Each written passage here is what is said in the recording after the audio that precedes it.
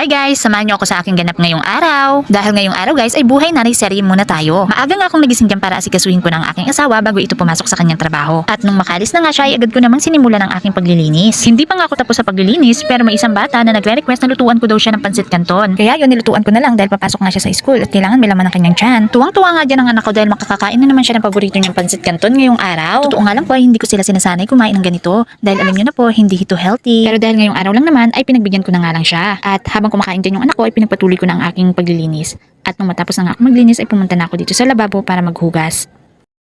Pagkatapos kong maghugas dyan ay kinuha ko na rin yung mga galon doon sa likod ng aming bahay para ilagay na dito sa harapan. Dahil mamaya-maya ay kukunin niya nung magdi-deliver. Grabe, sobrang dumi na talaga ng mga galon ko guys. Matagal na rin kasi akong hindi nakapagbenta ng ganito. Kaya ayan, sobrang dumi na talaga.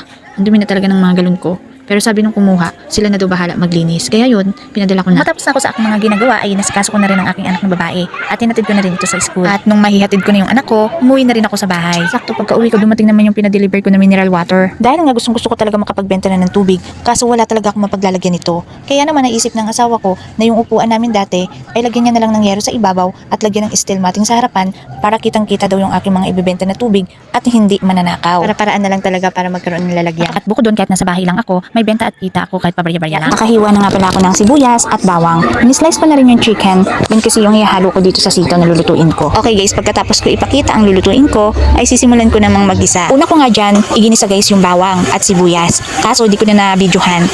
Pagkatapos ay sinunod ko naman ang chicken. Konti lang naman guys yung chicken na in-slice ko kasi konti lang din naman yung gulay na lulutuin ko. At habang nagluluto ako dyan guys, ay isi-share ko na lang din sa inyo na isa ito sa paboritong ulam ng aking mga anak. Ang adobong sitaw. Kapag ito nga ang ulam na niluluto ko, ay mas napaparami ang kain nila. Pagkatapos ko ngang mag-isa guys, isinunod ko naman itong sitaw para lumambot na rin at maluto na. Tinimplahan ko na nga rin yan guys ng pampalasa. Nilagyan ko ng oyster sauce, magic sarap, paminta, konting asin, at asukal. Hindi ko na nga rin guys nakuha na ng video yung paglagay ko ng mga pampalasa dahil kala ko naka-video yung pala hindi. Kaya ayan, ganyan na lang na ipakita ko nung patapos na. Yan yung nakuhanan ko na lang.